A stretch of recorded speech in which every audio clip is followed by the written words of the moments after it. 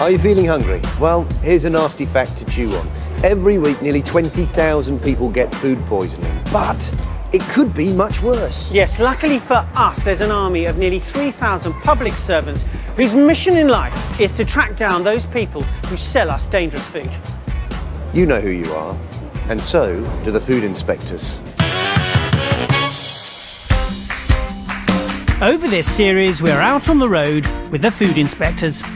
So you need to get your act together. They discover the places where no one seems to know what they're doing. You can't have a rabbit where you're preparing food. You need to take the rabbit out now. Take the rabbit out now. And we discover the visitors that no restaurant ever wants to meet. You have so many live cockroaches, yeah, in the preparation area. What are you playing at? I reveal the truth about the hidden world of food crime that could put you in danger. What he's describing there is smuggling. It's a time bomb waiting to go off. And I find out how some of the country's biggest food manufacturers keep us safe. This doesn't look like a kitchen, this looks like a science lab.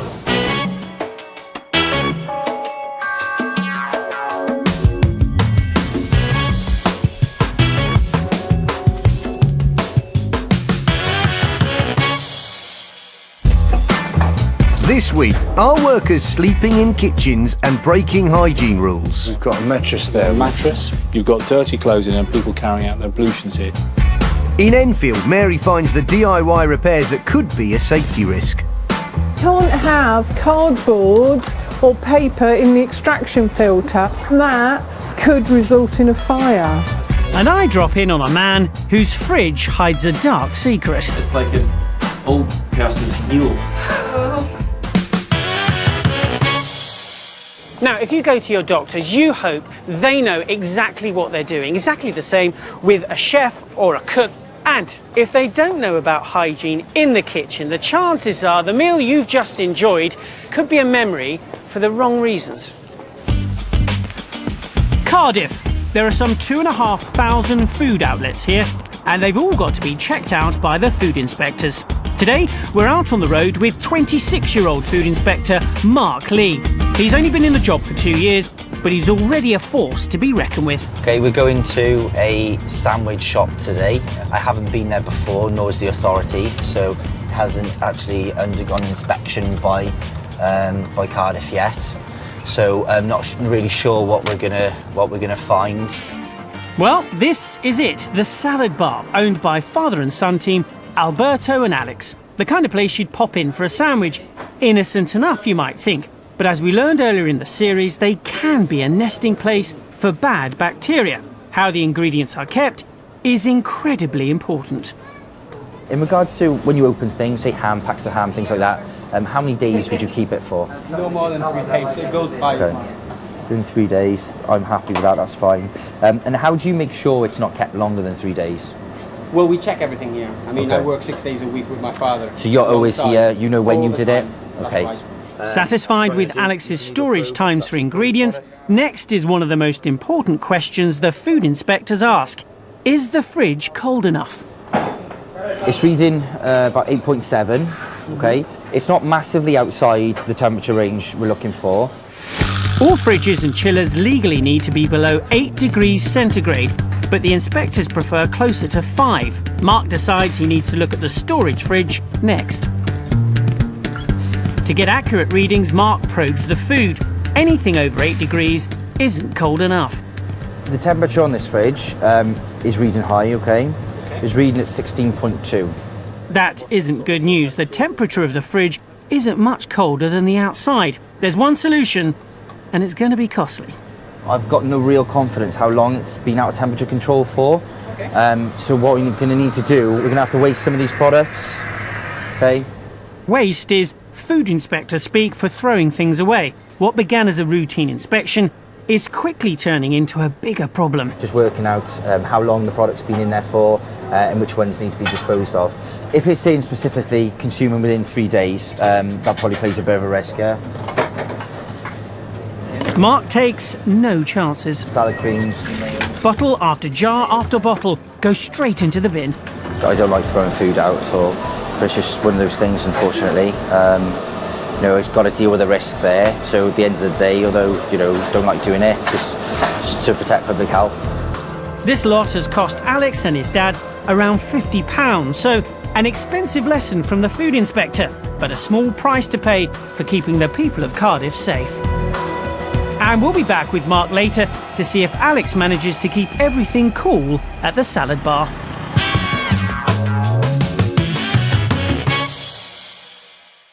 Food business is big business, and it can attract people who cut corners, which can put you and your family and anyone who eats these foods at serious risk of illness.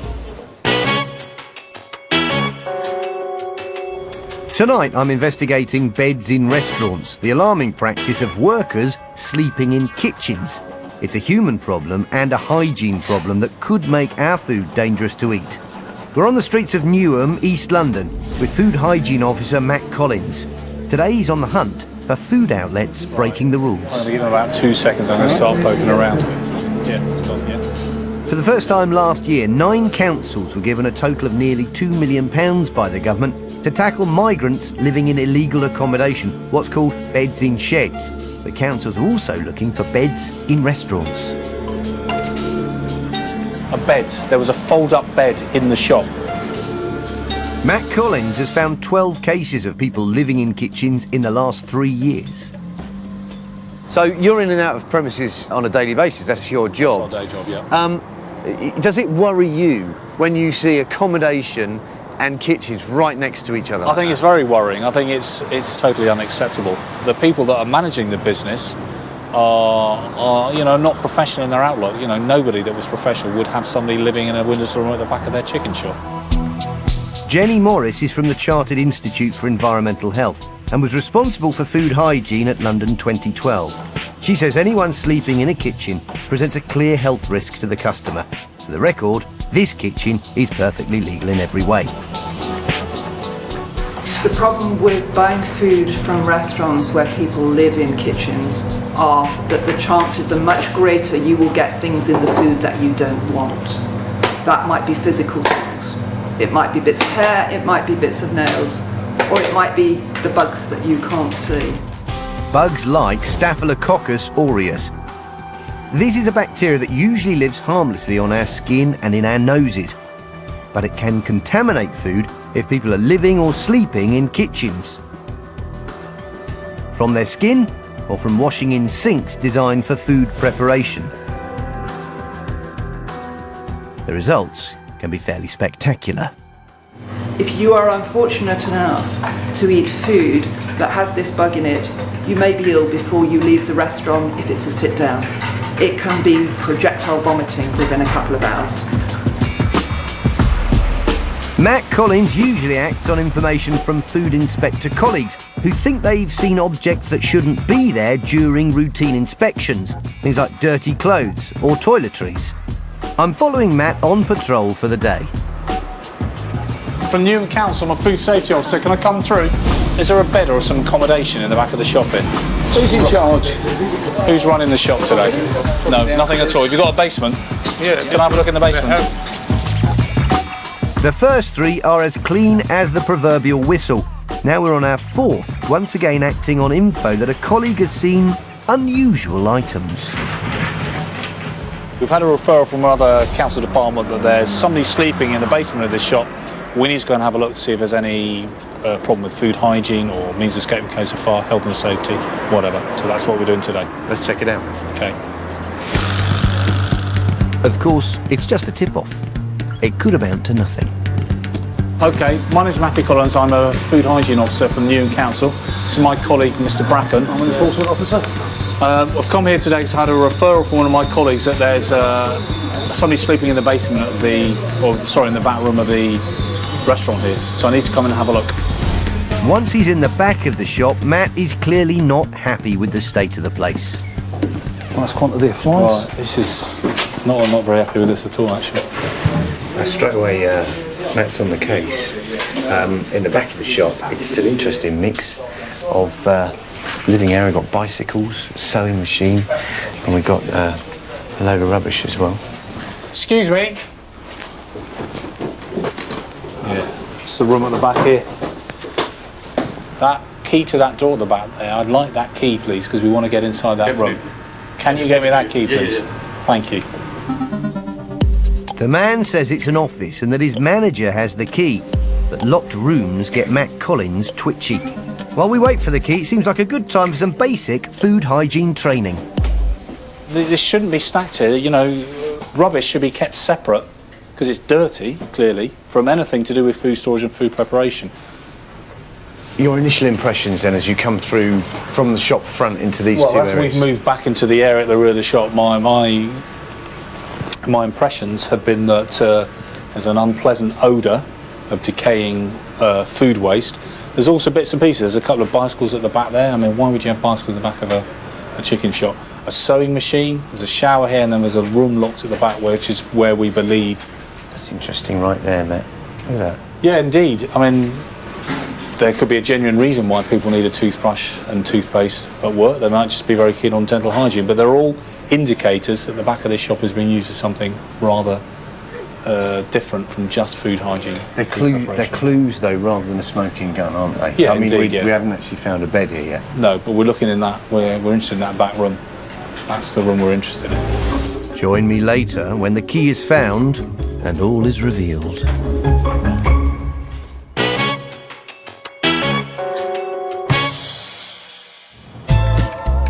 It's estimated that there are over 1 million cases of food poisoning every year in the UK, and almost half of these are the result of some dodgy cooking by family and friends. So, are you a dining disaster waiting to happen? Well, I hope not. And to make sure, we'll be visiting a kitchen, home, workplace near you, and we'll be giving you some very useful cooking tips, because I'll be bringing our very own food inspector, Ben Milligan.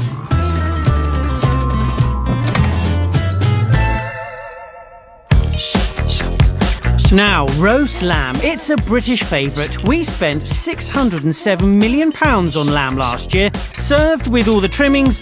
What could be better than a Sunday roast? And what could possibly go wrong? Today I'm in Brixton to see Dave and Rich. They're cooking roast dinner for their mates for the very first time. The good news is, I've got the plonk. The bad news is, they're on the top floor. What happens in Dave's house stays in Dave's house. What happens in Dave's house stays. The party's already in full swing. In his spare time, Dave's a stand-up comedian. So, will this meal be a comedy of errors, or will his debut in the kitchen bring the house down? Well, in terms of his person, he's always very well turned out, always very stylish, presents himself very well. So, I'm hoping he'll be the same when it comes to cooking at this level. I hope he's got fresh stuff in tonight, and it's a leap of faith, but I'm going to trust Dave on that one. Are you Dave? Oh, hello, Chris, yes. Oh, mate, I've come for dinner. Thank you very much. Here's a bottle of wine. Oh, bless you. Where can I put my coat? Oh, look at this lovely joint of lamb. Are you a good cook? I'd like to say I'm kind of above sandwich, right? But kind of below risotto. Right. Okay. Well, that sounds acceptable. We are here to make sure you cook this and the rest of your roast dinner very, very safely. So I've got a bit of a surprise for you, Ben.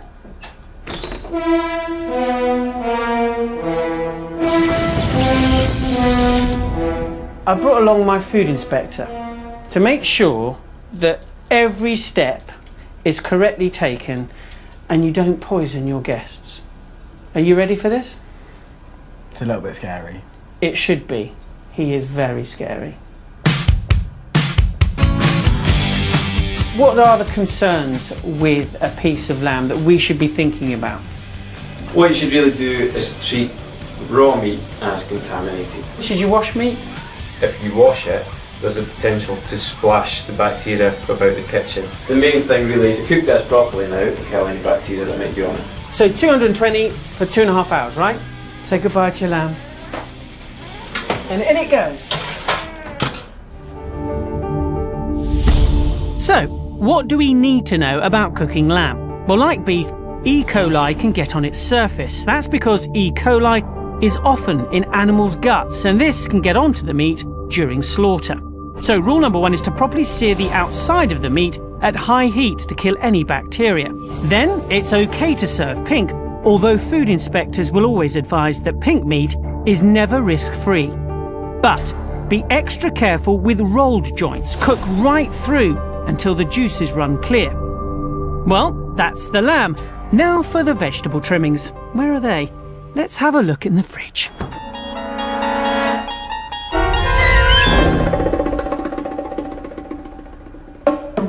Uh-oh, the fridge is filthy. I think it's only fair to show Dave's guests before they eat his food.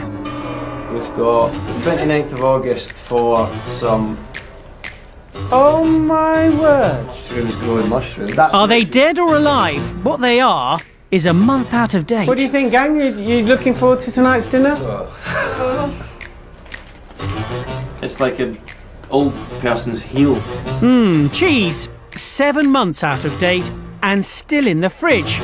And then there's the swamp thing in the salad bag. It was pre-washed, but now it just looks prehistoric. Out of date food is bad. If it's past its use-by date, chuck it in the bin. The question is, are Dave's guests still looking forward to dinner? I'm sure we'll probably be fine, but it's a little bit worrying. Dave's veg trimmings were actually bought today and haven't touched the fridge, but he's not out of the woods yet. Do you use this for any other things? Generally carrots, sometimes potatoes. Alright, so no meats on that? No, we've got a separate chopping board for meats. Which is the correct answer, isn't it? But still be careful. Bacteria from the veg skin can get stuck in the surface of the chopping board. Ben, time for a tip. Right. You see, you take off these little bits, and you just plane it back really to a more level surface. Okay. Trouble with veg is it can be grown in manure, and like lamb, can have E. coli. How long have you got to cook vegetables to kill E. coli? Well, it's the same as other things really. If it's been at 70 degrees for 2 minutes, you're likely to kill anything that's around. Brilliant. So, if you do like a bit of raw veg, wash and peel thoroughly. An hour later, it's time to serve up a delightful roast dinner for Dave's guests. Now we're talking.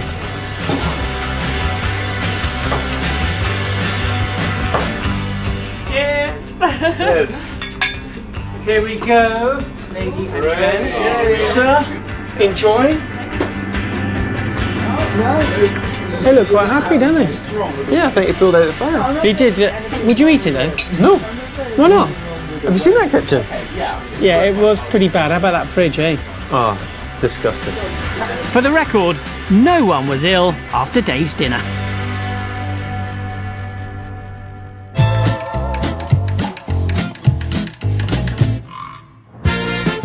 We're in Enfield, North London, and with the food inspectors tag team, they're the Claire and Mary. Over the last few weeks, we've been with them every step of the way. They found the tips no waiter wants left behind. We've got drop-ins on this one. A grisly discovery out back. Is that just leaves? I'm not sure. And an unexpected guest who wasn't coming to dinner. Claire, I've seen a rabbit.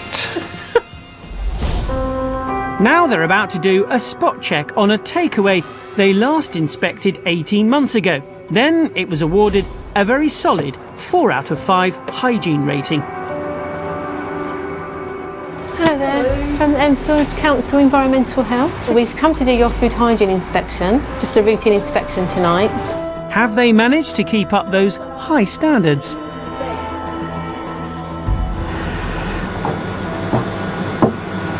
The cleaning behind there is appalling. It is out here. Rice, grains of rice all over the floor too. Claire, look. Your cleaning is very poor here. I always No, this isn't. every night. No, you're not cleaning that every night. This isn't just one day's worth of dirt. You might be sweeping maybe, but no, this is longer than that. A dirty kitchen can be an inviting source of food for unwanted visitors like rats and mice. No sign of those here, but Claire and Mary are far from through with their inspection. Something smells around here. Everything's very greasy here. And look at how dirty those cloths are. On top of the dirt, Mary finds evidence of a clear fire risk. Can't have cardboard or paper in the extraction filter. That is dangerous, and that could result in a fire. So you shouldn't have paper, because the idea of this is to stop grease going up and smells, and it's just not safe to have paper up there. Moving on, Claire is keen to check what is known in the trade as contact points, things you touch to you and me. The theory being, if they're dirty, then hands will be dirty when they touch the food. And also your tap handles, if you go and feel the tap handle, it's very sticky. Can you feel it? It's all sticky. Because you're touching that, and if you come with me, I'll show you. I've just got that from inside here. In here is dirty. Because I don't know they've got a hole here, I always just do outside. No, that's right, but this is where people touch and their hands are dirty, so you need to clean inside of those areas. Mary thinks it's time for a few questions. How would they clean the surface? We use the paper. Anything else? And we got the Mr. Mushroom. Right. No, this doesn't spray, work. That spray's no good. You do not have any antibacterial spray. Can you get someone to go and get some now? Yeah? This is by no means the worst kitchen Claire and Mary have seen, but a series of small issues are adding up into a bigger problem. Next up, the fridge. It's some kind of sauce, but the issue with that is that the spoon is actually inside, touching the food. So obviously you can see in here that the hand contact surfaces are dirty. So if hands aren't clean, hands are going on that and the actual contact with the food. So obviously there's a contamination issue there. So food in here should be covered to avoid contamination. This is leaking, so it's actually water's dripping into food as well. So there's a problem there. Okay, so the fridge doesn't get top marks either. The owner knows that the food inspectors set high standards and that these visits are very important. She wants to do her very best to improve. I clean every day, but still not happy. Because do you know why? When you cook, the smoke fall everywhere. Then you can't say everything is not oily, yeah?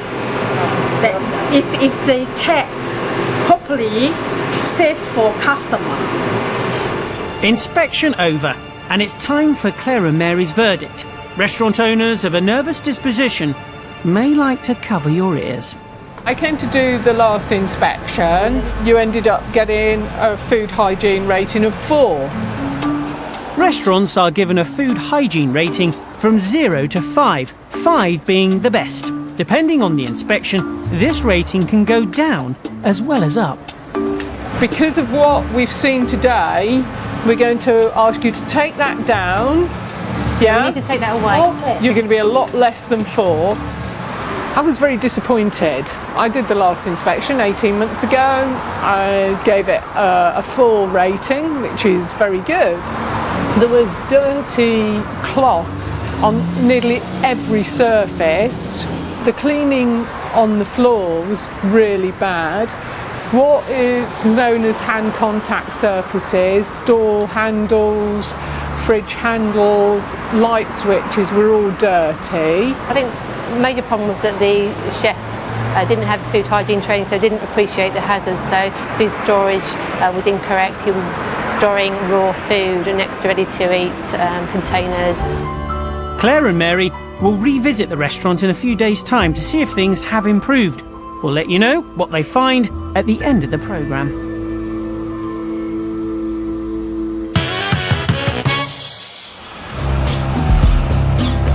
Back on the streets of London, and we're looking at the problem of workers sleeping in restaurant kitchens. It's a very real problem. I think it's very worrying. I think it's totally unacceptable. It's also seriously unhealthy. It can be projectile vomiting within a couple of hours. I'm out on patrol with Newham Council's Matt Collins. My name's Matthew Collins. I'm a food hygiene officer from Newham Council. We've got a basement. Yeah, can I have a look in the basement? Earlier on, he wanted to find out if someone was living in a room at the back of this chicken restaurant, but the room was locked. I'd like that key, please, because we want to get inside that room. Now, workers sleeping where we eat is a hygiene problem, but more importantly, it's a human problem because we're often talking about vulnerable people on low wages. We've spoken to 2 restaurant workers, nothing to do with any restaurants we've featured, who agreed to talk to us on the basis that we hide their identity. Yeah, I sleep in the restaurant when I do work in the restaurant. When I work, I sleep in there. Sometimes on the floor, sometimes in the storeroom. They've got nowhere to sleep, nowhere to go to work. They are all the time in the restaurant sleeping on the floor. It's no good. Over in East London, the key for the locked room has been found. Previously, remember, Matt Collins had been told this was an office. Okay, so what have we got in here?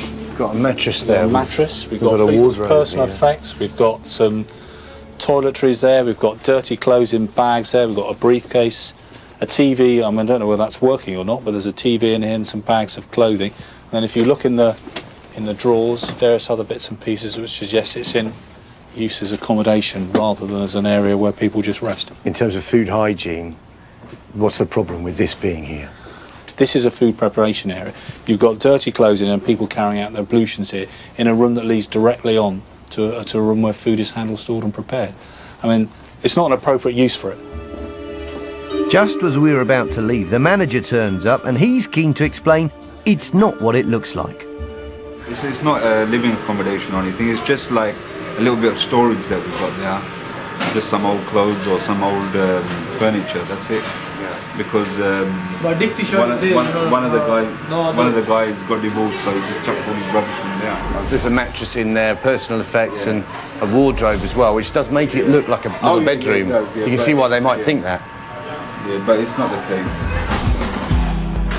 Let's be clear about the outcome here. Even though Matt Collins felt the setup at the back of this restaurant was inappropriate, no evidence was found that someone was actually living there, and so no further action was taken.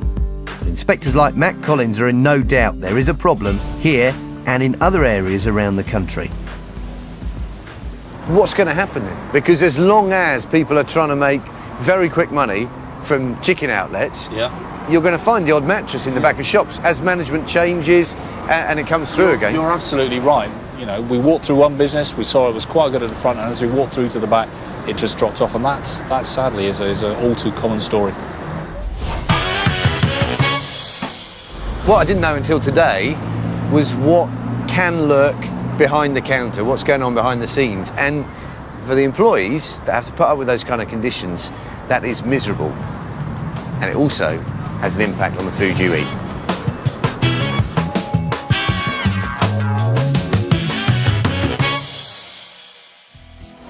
The UK food business is worth billions of pounds, and this is production on a massive scale.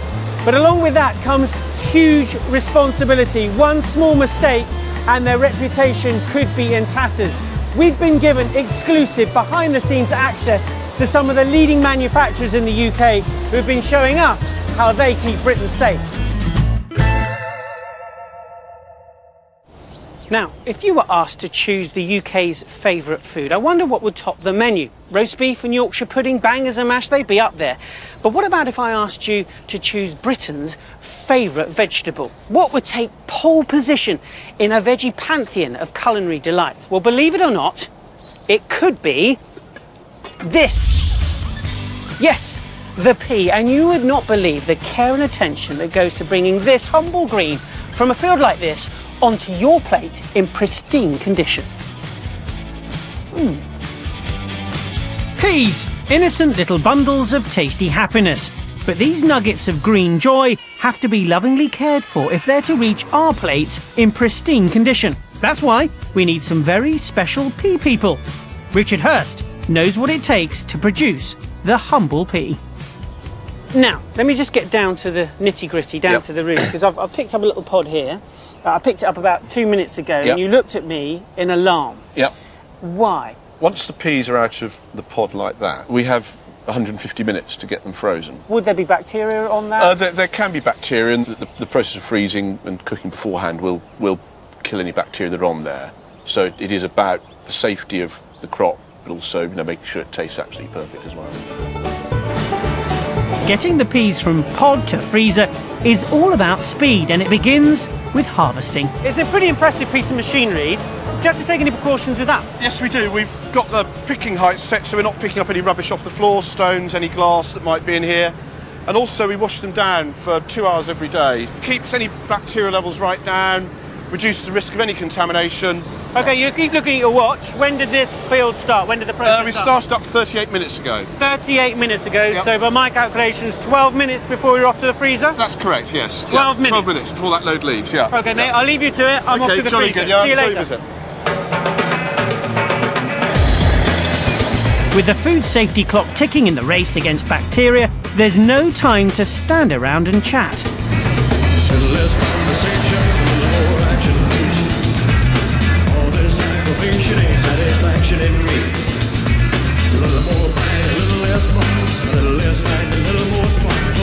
It's going to be very tight, this one. Once back at the factory, there's just 50 minutes for the peas to be sorted before they need to be frozen. The first machine removes anything that isn't a pea, such as stones, snails and stalks. They then go through a clever colour sorting machine, which rejects any remaining objects that aren't the luscious green we all love. With the clock running down, it's time to get a sweat on. It is hot and it is steamy in here. This is the blanching process. What are we doing here? We're killing the microbial life, things like Salmonella, E. coli, coliforms, bugs that naturally occur in the soil. At the same time, we're killing the enzymes which help preserve the integrity of the pea, i.e. colour, texture, taste. So we're making it safe and making it look good? Yes. OK, so they've been picked, sorted, blanched. Now it's time to chill it all down. It's cold in here. How cold? This room will run between -25 and -30. That is cold. Very cold. I see the man behind him, he's got the big thick jackets on. How long would we survive in here just like this? I'd imagine about half an hour. Right, let's do this quickly then. Yeah. What does it do to the pea? Well, it's individually quickly freezing each pea. There's air coming through it as well, which keeps them separate. And what we're doing is any bug growth that won't have been killed has been arrested. At -18 there is no bug growth. So things like E. coli, if they're there, can't grow. Time to get out? Yeah. Let's go. Just 150 minutes ago, these peas were still in their pods. Now they're free from any nastiness and ready to be sent packing. So, here it is, the perfect plate of peas. And I can tell you, they taste absolutely delicious. So the next time you're tucking in, just have a think about how much hard work goes into getting them there on your plate. So, to the frozen pea growers, the manufacturers, we thank you for keeping our peas safe to eat. And please, carry on protecting Britain.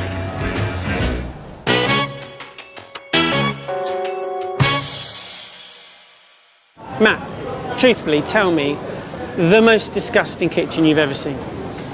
OK, when I was younger, I knew this guy and his kitchen. In this kitchen, everything smelt of cheese, except the cheese. Ugh. Yeah. Fridge? Worst fridge you've seen? Funnily enough, the same guy. You open Mate. Yeah, friend. And in his fridge, the crisper drawer for the vegetables, it was like silage in there. Ugh. And where was this house? Funnily enough, he lived very close to me. Yeah. This kitchen, this fridge, it was yours, wasn't it, mate? Yes, it was.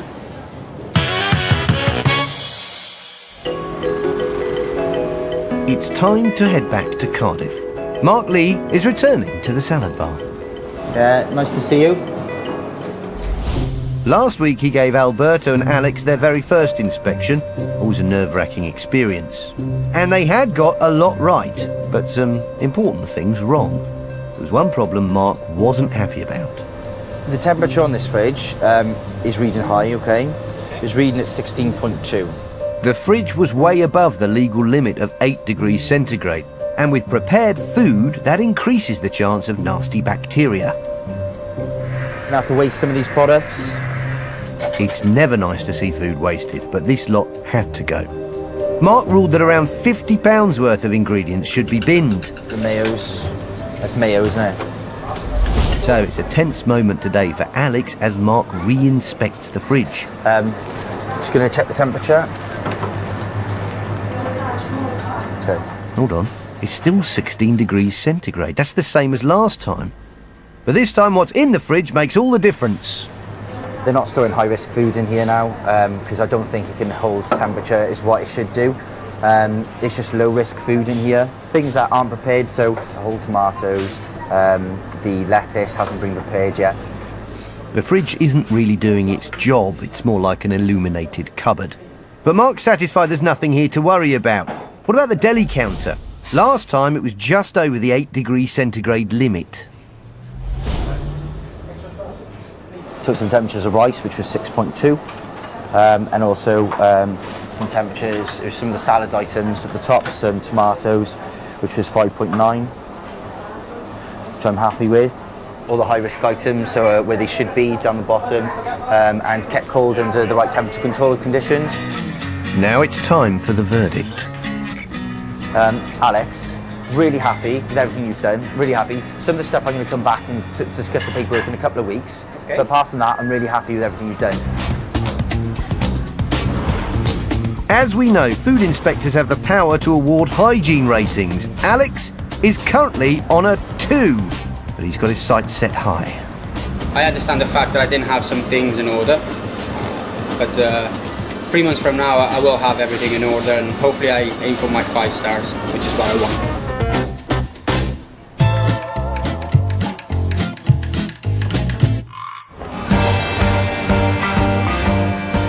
Britain has a great tradition of small food producers, small outfits providing big flavours. And these foods often come straight from the farm onto our forks. So, getting it right can be make or break, because these people are directly responsible for everything they sell. Who are these self-contained heroes of the food chain? It's time to meet the producers. Farmers markets. Celebrity chefs are always banging on about farmers markets, how you get to meet the producer face to face, the food's more authentic, you can ask questions. Well, I tell you what, Jamie Ramsey, not everybody likes farmers markets because they're a bit too natural, and nature by its very nature is filthy. So how do you shop at a farmers market and stay safe? That is Somerset. There is a farmers market somewhere down there. Shall we?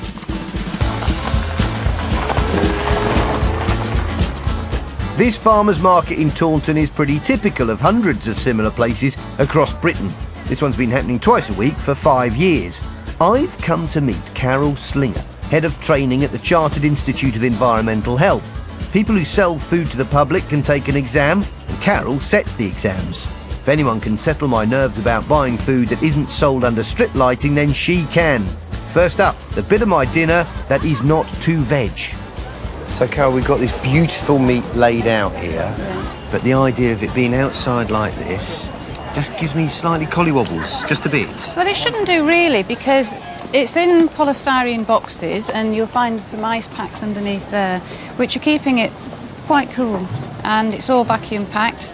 The vacuum packing removes all the oxygen from around the meat, and a lot of bacteria need oxygen to multiply. OK, so it's no more dangerous out here, the way it is right now, than if it was in a supermarket or anywhere else, in a butcher's? No, because they'll be constantly checking that the temperature's kept cool enough, which is legally below 8 degrees.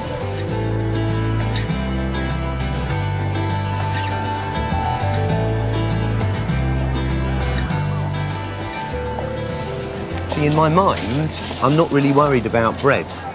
No, you shouldn't need to be, because bread is a very low-risk food because of its dryness.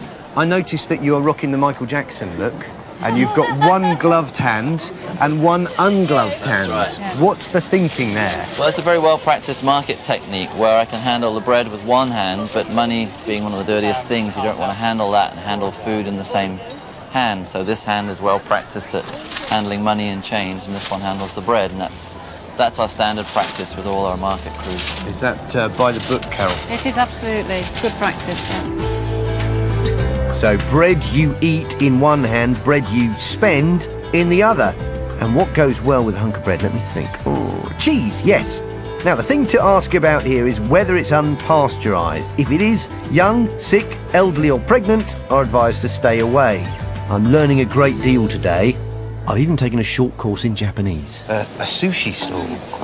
Look at that. Hajimemashite. Hajimemashite. How you doing? You're right. Good, thank you. Okay, so here we've got rice. We're looking at cured fish, things like noodles as well. What should I be looking out for as a customer? Well, with rice, there is a particular problem sometimes in that rice can have a bacteria in it called Bacillus cereus. So that's one of those bugs that even cooking won't help get rid of. It can stick around. It will kill bacteria, but it won't kill the spores of the bacteria. So once the rice is then cooled, there's moisture there, so the bacteria can germinate from the spore form and then start multiplying. So once the rice is cooked, it should be cooled and kept chilled while it's being displayed like this. And this rice is spot on. Koike-san, yoroshiku onegai shimasu.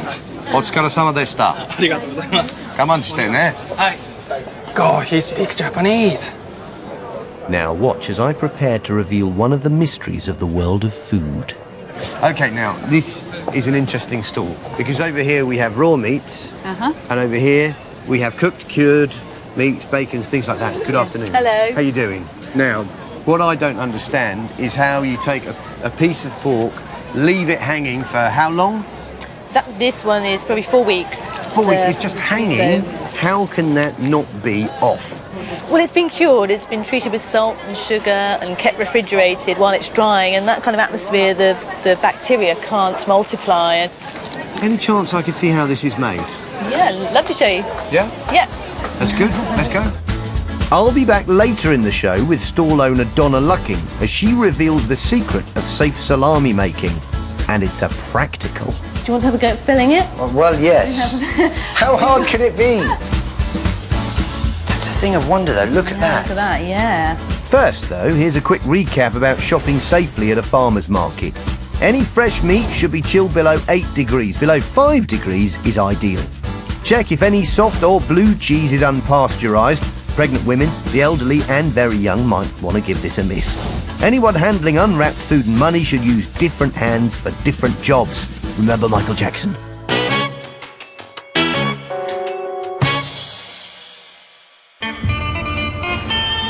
Rolling into Reigate and Banstead is Food Inspector Russell Jenner. He's here to sheriff the area's restaurants, and their kitchens are his Wild West. This back door's pretty dirty. Yeah. Russell's been inspecting kitchens for a quarter of a century, and today is about to make an unannounced spot check at an Indian restaurant.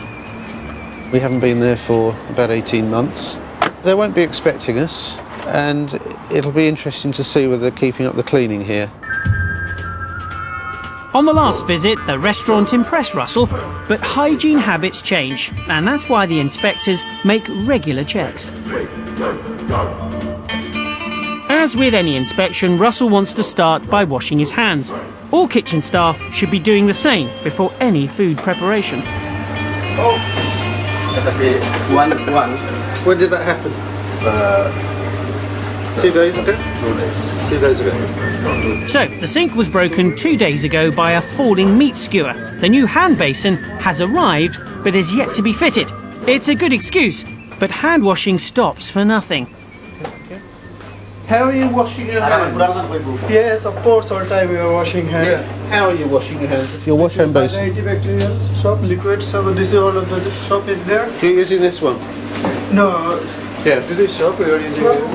So where are you doing it at the moment? At the moment we are now are using this one. Okay. For 1 week. Alright, because as soon as possible we'll... It's alright, just tell me the way it is, that's fine. Because this is their rule actually. Okay, I mean it's not ideal, you need that, but... Yeah, of course we need that. Okay, the hand basin needs immediate attention.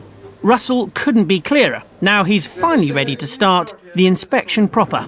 That's used for poppadoms. Yeah, poppadom, but we need to clean it now. Now it is actually empty. But the thing is, when you put your poppadoms in there to drain... Because a lot of oil inside the poppadom. Yeah. It is fried by the oil. You can't use newspaper, you see. I want the poppadoms to go because they've been in touch with that greasy... Okay, sir. That's okay, we'll change it to as soon as possible. As soon as possible now. So you're going to put them in the bin? Bin. Yes, of course. Of course. Of course. Bin, of course. No, not those. The actual poppadoms. Yeah. Yes, that's okay. Okay, no problem.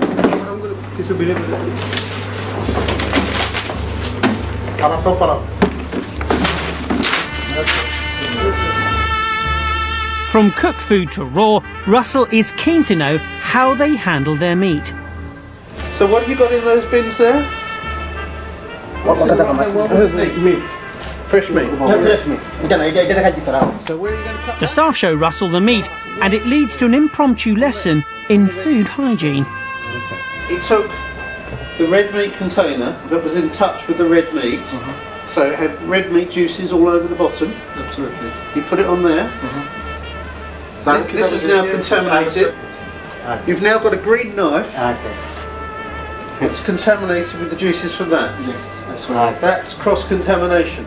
You must do all your raw meat preparation and then clean down and sanitise. Now there's a lesson for all of us. To stand any chance in the fight against cross-contamination, you need the proper kind of cleaning kit.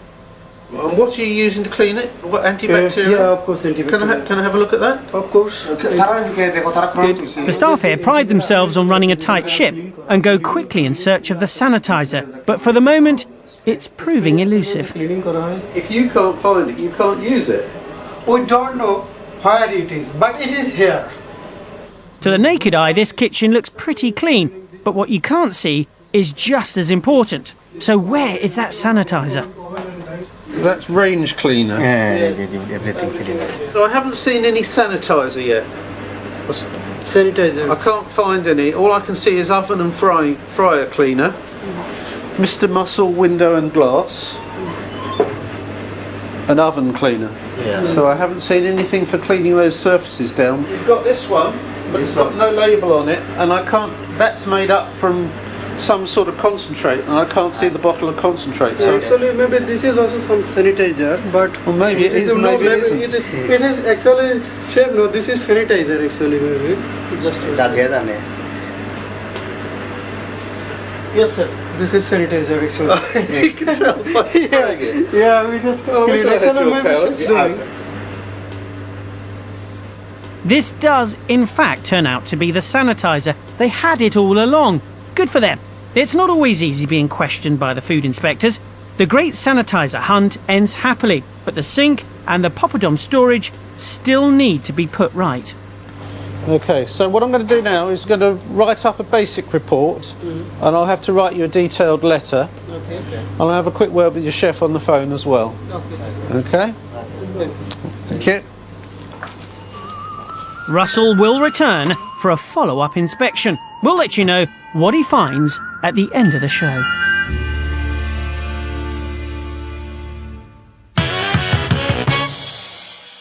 Once again, I'm talking about food poisoning from my food lab and how it affects your body.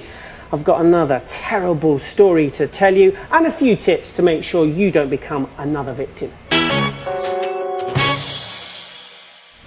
This is the story of Kevin Hughes. He lives in North Wales with his wife Chloe and 2-year-old son Harry. He is an extremely keen footballer. He plays 2 or 3 times a week.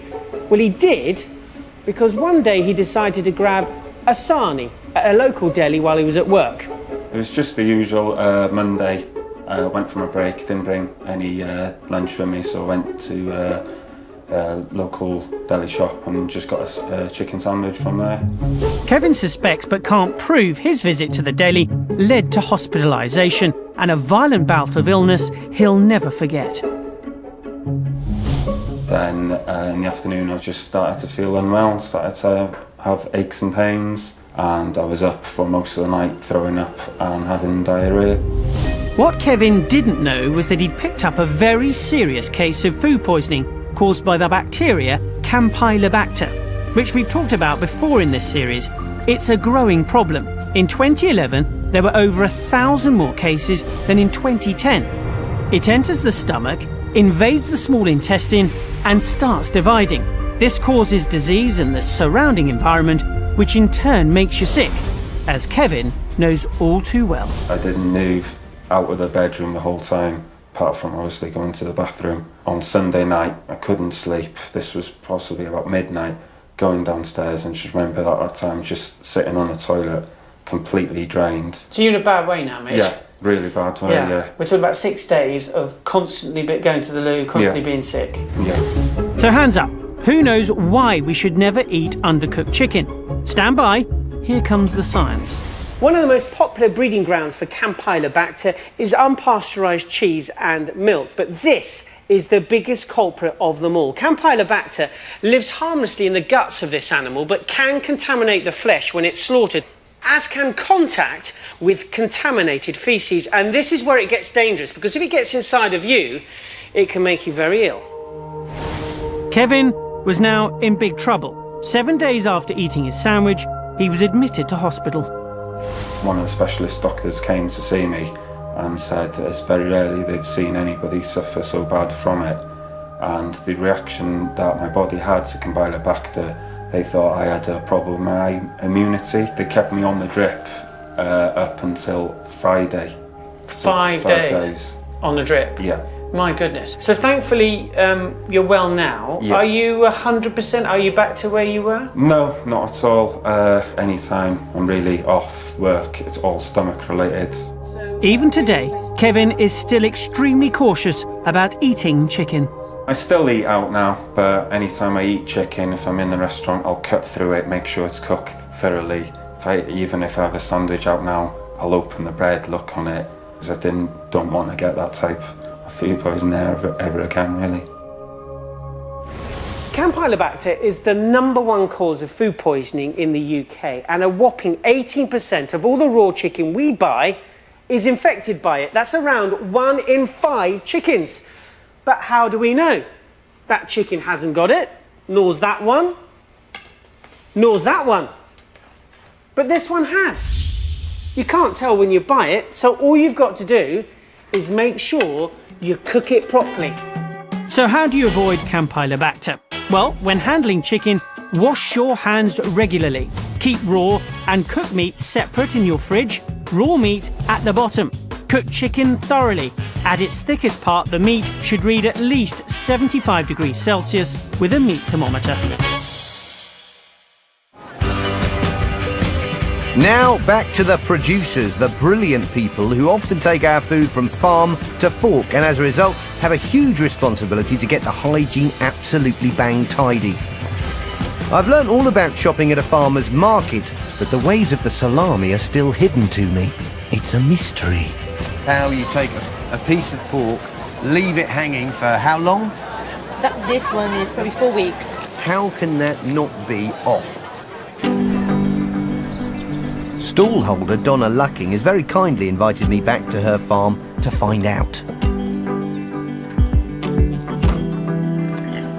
Donna is a small artisan producer on Ellis's farm in Devon. She's been rearing Gloucester old spot pigs for the last 9 years. Her mantra, happy pigs are tasty pigs. Oh wow, this is where the magic happens. Yes, this is cutting up the meat, preparing it for the salami.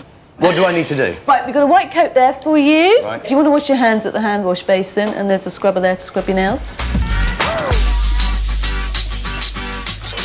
Lovely fatty pork here. Yeah. Okay, that's not going to fit into a sausage. No. That's face face. Do you see how observant I am? You're Yes, learning. you know, I'm all the way.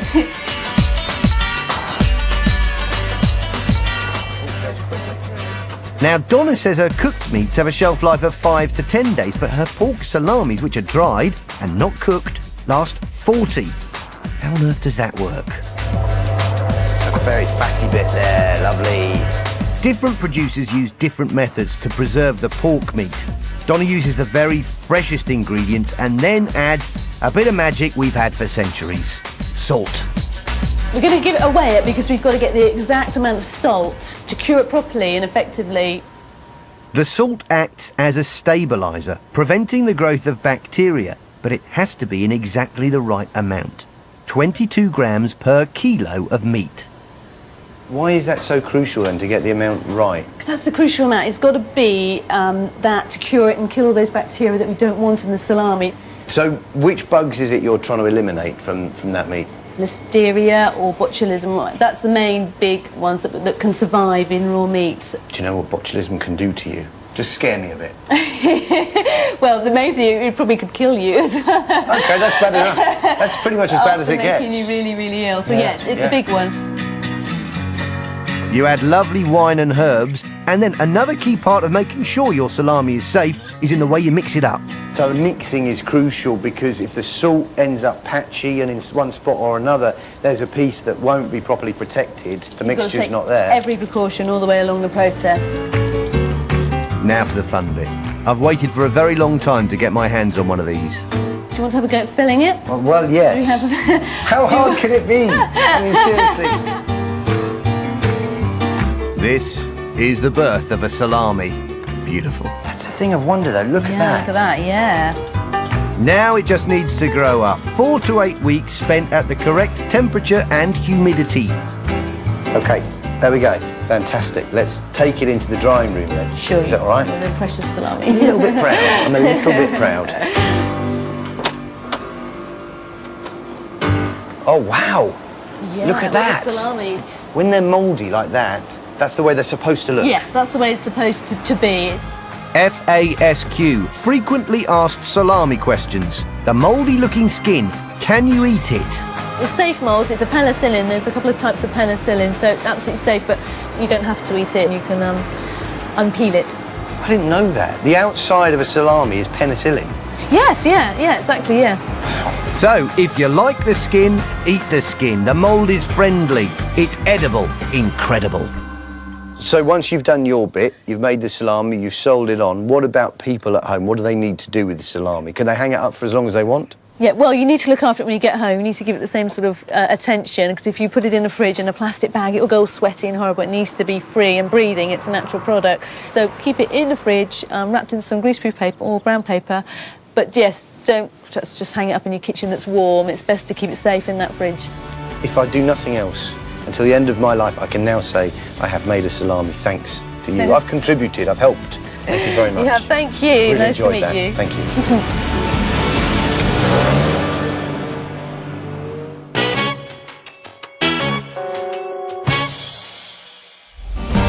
Now, earlier in the show, Russell Jenner in Reigate and Banstead and Claire and Mary in Enfield both gave restaurants thorough inspections. Both have now been re-inspected. So what happened? Well, Russell's Indian has replaced the broken sink, sorted out their poppadom storage, and the place is now looking very clean.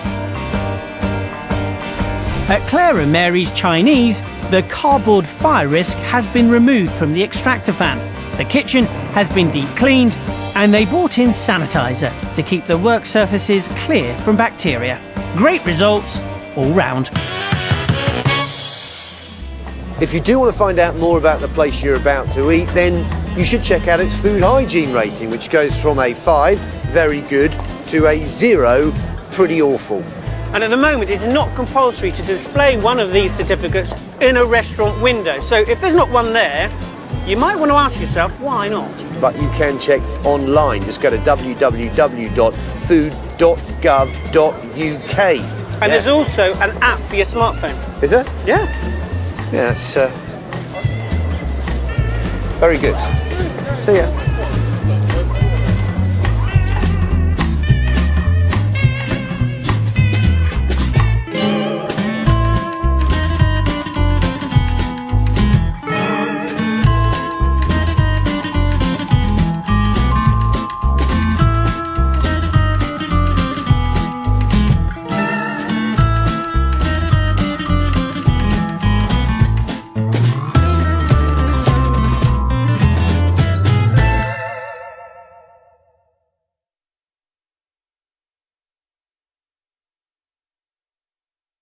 Readings, Mark probes the food. Anything over 8 degrees isn't cold enough. The temperature on this fridge is reading high, okay? It's reading at 16.2.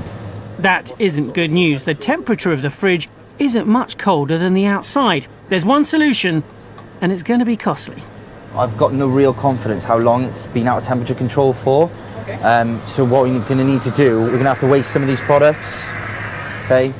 Waste is food inspector speak for throwing things away. What began as a routine inspection is quickly turning into a bigger problem. Just working out how long the product's been in there for, and which ones need to be disposed of.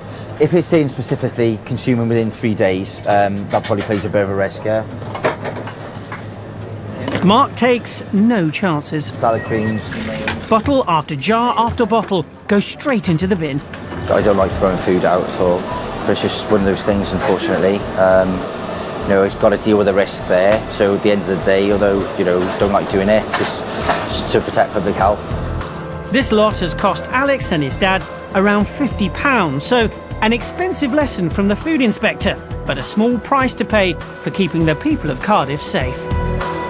And we'll be back with Mark later to see if Alex manages to keep everything cool at the salad bar.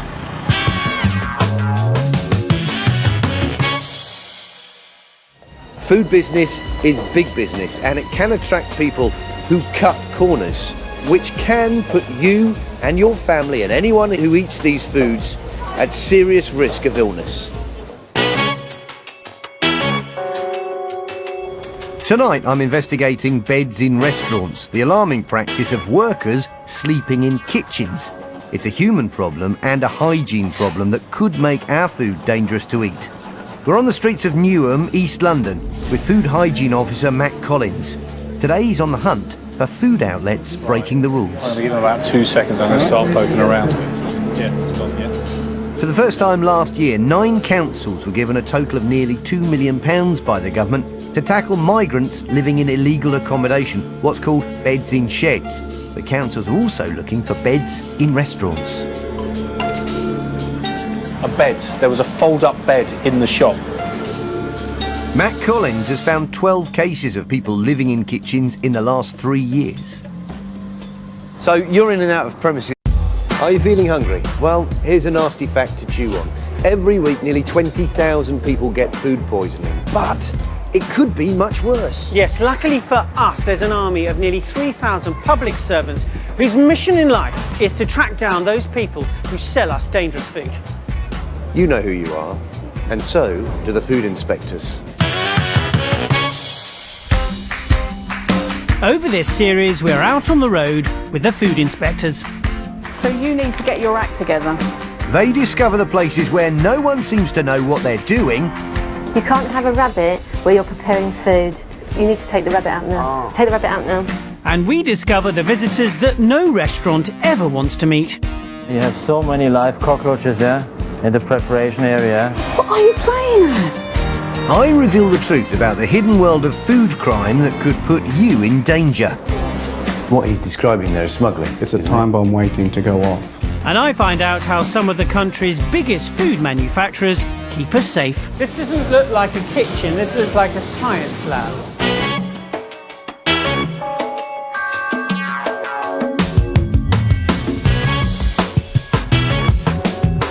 Hasn't actually undergone inspection by Cardiff yet, so I'm not really sure what we're gonna find.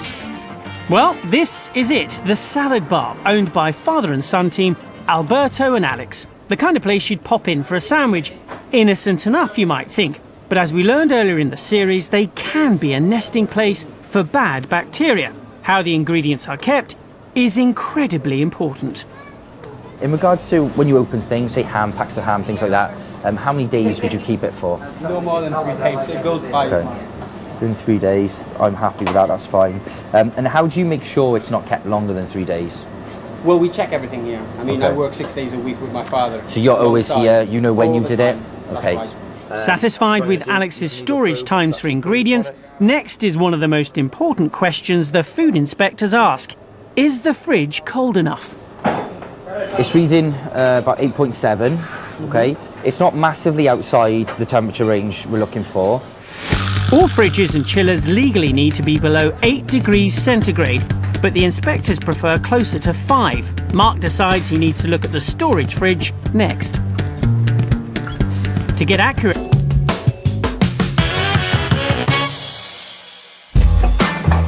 This week, are workers sleeping in kitchens and breaking hygiene rules? We've got a mattress there. A mattress, you've got dirty clothes in and people carrying out their ablutions here. In Enfield, Mary finds the DIY repairs that could be a safety risk. Can't have cardboard or paper in the extraction filter. That could result in a fire. And I drop in on a man whose fridge hides a dark secret. It's like an old person's meal. Now, if you go to your doctors, you hope they know exactly what they're doing, exactly the same with a chef or a cook. And if they don't know about hygiene in the kitchen, the chances are the meal you've just enjoyed could be a memory for the wrong reasons.